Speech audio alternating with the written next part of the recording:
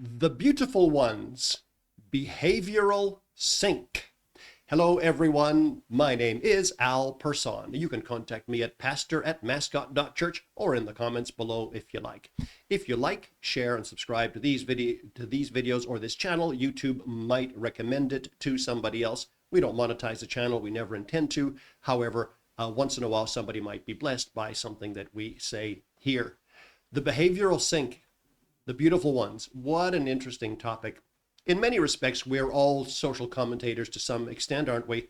We kind of all want to know where things are going and how we fit in the changing world in which we live and so on. And as a Christian, I have hope. Christians have hope, and they have hope both in this life and also in the next. But the lack of hope, hopelessness, is kind of everywhere, and it seems to be almost a contagion at the moment. Well, we're going to have a look at some very interesting experiments, or a very interesting experiment that was performed in 1968. And this is around the topic of Universe 25. Well, what was this? What was it all about? I'll put an image up on the screen and talk you through this, and we'll see some amazing things. Now, before we go on here, we're even in Scripture often told, or occasionally told, to take our lessons from the animals. In the book of Proverbs, the writer says, look to the ant, or go to the ant, you sluggard. You know, if you're lazy, look at the ants. And you see this from time to time. You see this relationship being made. And now I believe that that in all of God's creatures, there are things that we can learn and we can understand. Well, a man named JB Calhoun performed several rodent experiments. And so here comes the image that I promised you. Let's just flick over here and pop this on the screen, and here we go. There was a man-made mouse utopia called Universe 25. Have you heard about this? This is fascinating. It started with 4 males and 4 females. The colony peaked at 2,200 and from there declined to extinction. Once a tipping point was reached, the mice lost instinctual behaviors. Scientists extrapolate this model to humans on Earth. So that's very interesting. You can read more about this by just looking up Universe 25 or JB Calhoun rodent experiments. And so, and you'll see images like this regularly if you. Well, what can we learn from this? And what is the reason that I'm sharing this and so on? So just get myself organized here a little bit. The experiment began this way. So Calhoun had done this several times. He'd done it with rats and done it with mice and so on. And finally he chose, not finally, at this point he chose to set up a kind of a universe, a sealed world in which the mice would have everything they'd need. They would not have to struggle for anything. And they had water and they had food, and he just continued to give them things. He built apartment complexes for the mice and so on. And he began with just 8 mice, as it was, 4 males, 4 females, and in 55 days the population had doubled. And it continued to increase very quickly until it got to 2,200. Now, as it grew, there were several interesting things that took place. One is there were no natural predators, so there were far more babies survive, far more pups survive than would happen in the normal in normal existence. The other thing is that the process of social balance was kind of thrown out, because in the typical mouse world, a dominant male would care for 2 females and provide for those 2 females, protect them while they had pups and so on, and that would be kind of the model that worked. However, in this case, many more semi-dominant males or lower grade males were produced that were in the universe they couldn't get out. So some of them would come and constantly attack the dominant males in order to attempt to breed with the females. The dominant males would get exhausted in fighting. Some of them would win, those sort of lower grade males, some would lose and so on, but the dominant males would eventually give up their fight in many cases, and the females would then be left on their own. The females also became stressed and would stop raising little ones, and would often eject the little ones. Some of the little ones fell prey to some of the those marauding sort of lower grade males that you had that occurred as well. Now, as this began to take place, the entire social structure began to shift, and we learned some things and see some things that I think may be instructive in helping us to understand our world. So, following the expulsion of so what would happen is many young would be expelled before weaning would be complete. Well, that's interesting. The children were exposed to the world, if you will, before they were properly nurtured. And I think you can see some of this going on today in human populations. Very, very interesting. The dominant males, of course, with that inability to defend the territories, you then had a condition arise where the females became aggressive. So while the dominant males protecting the females were no longer able to do so, the females took on aggressive behavior. And many of the females then would isolate themselves, which was not mouse-like, refused to breed, and just lived on their own quite aggressively. This is really, really fascinating.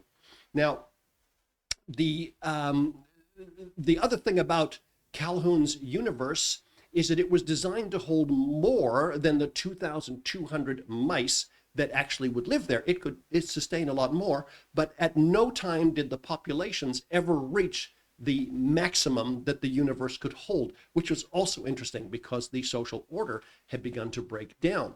And so all of this began to take place, which is interesting. So now you have a situation where the females had become aggressive and weren't interested in mating. Some of the male mice would fight together, and they would tear each other apart, or they would injure each other, and they would kind of be down in the lower area, highly stressed. A lot of work was done in examining these mice after they died, and found that they were just loaded with stress hormones as well as injuries and so on. But there was something else that took place, something very interesting. A group of males decided to kind of opt out from society. And what they did was groomed themselves continually. Let me just check my machine. Everything is all flying. Yes. What they began to do was to groom themselves excessively. And they would get away from everybody else, and they would preen constantly. They weren't interested in mating, even though they looked like good mating subjects. When these mice were analyzed after their death, it was found that their stress hormones are very, very low. In fact, if you look at Calhoun's videos, he talks about how beautiful these mice were, constantly grooming, constantly doing that. So they groomed excessively. They exhibited social behavior as associated with looking for a mate, but they never did. Also interesting.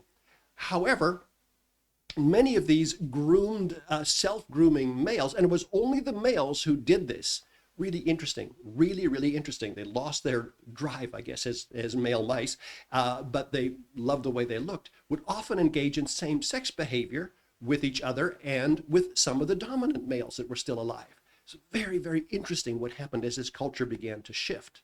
Now, you had places where there was excessive violence taking place between the rats, and they would fight constantly, but not the beautiful ones. The beautiful ones kept themselves away, ignored what was going on in society.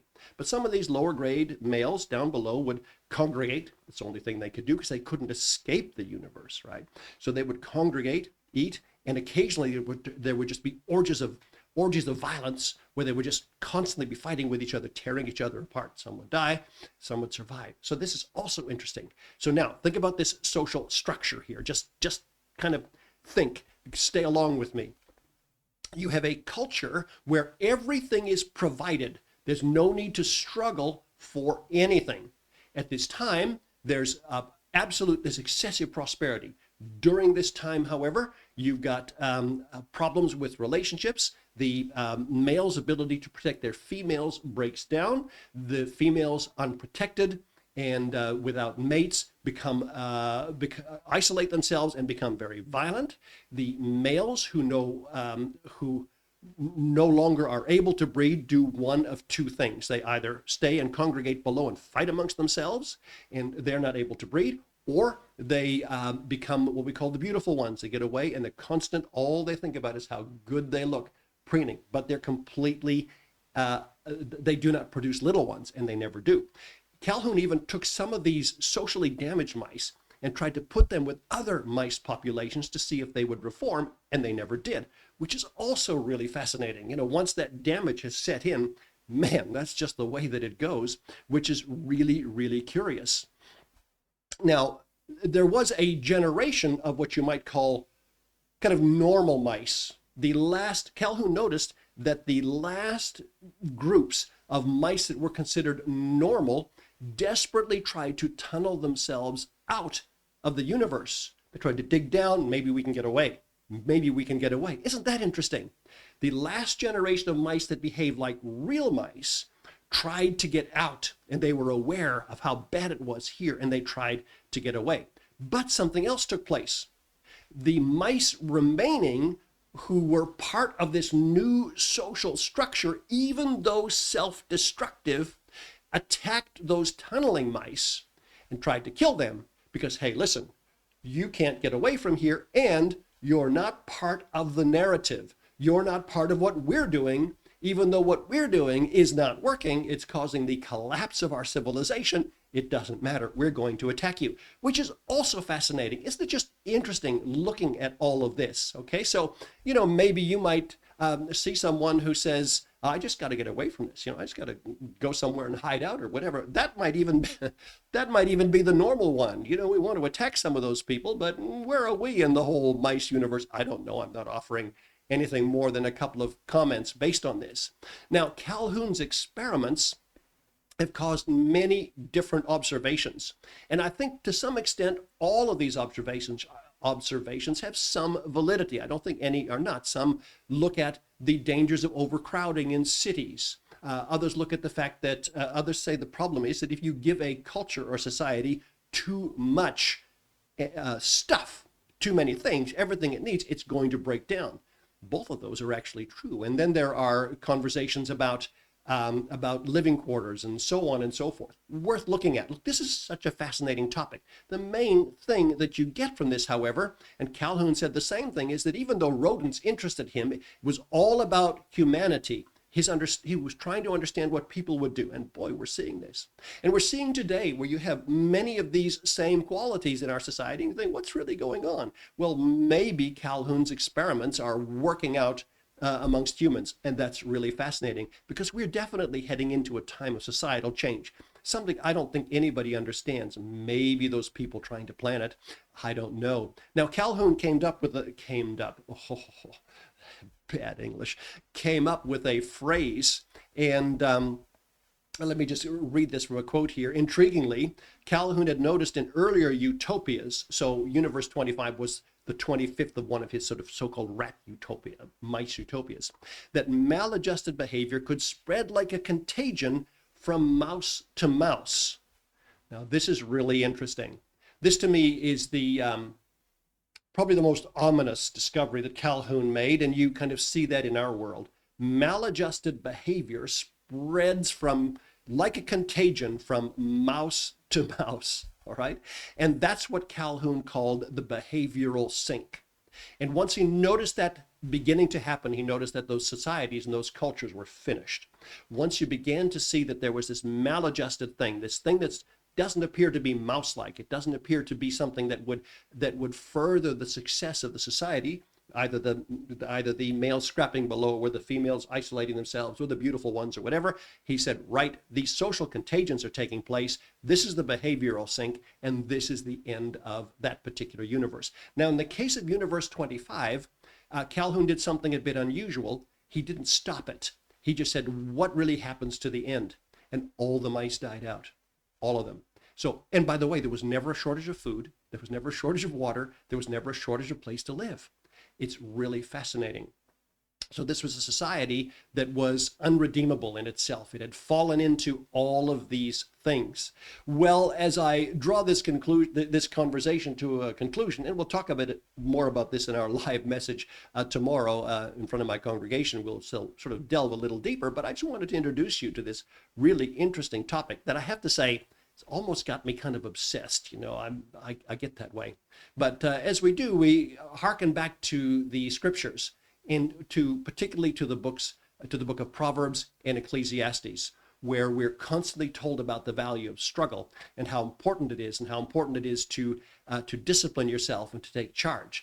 And even though we seem to have a falling society and civilization, and I don't think that it is, even though it seems that we might be experiencing something like Calhoun's mouse civilization, Universe 25, that may be on the decline, I don't think we're there. Even though there are, we still need to be we need to be prepared to work hard and to be disciplined and to do those things. You see, while ever Calhoun's experiment existed, in those universes, there was never a shortage of anything. Everybody had enough to eat and to drink and so on. So there was this need for creativity had pretty much left. Our society is not that way. We have a great opportunity for creativity, a great opportunity to do things and to change things and to learn and to grow like never before. How's it going to change? I don't know. I'm not sure. I believe that we're going to see some things that we could maybe never have predicted going forward.